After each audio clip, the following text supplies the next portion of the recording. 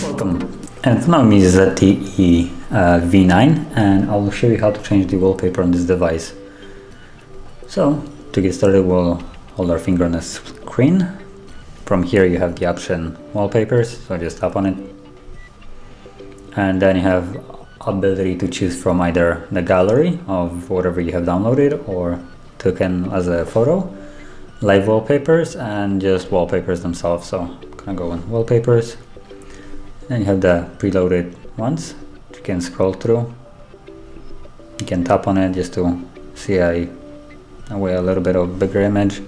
So I'm just gonna choose this one and then tap on set wallpaper.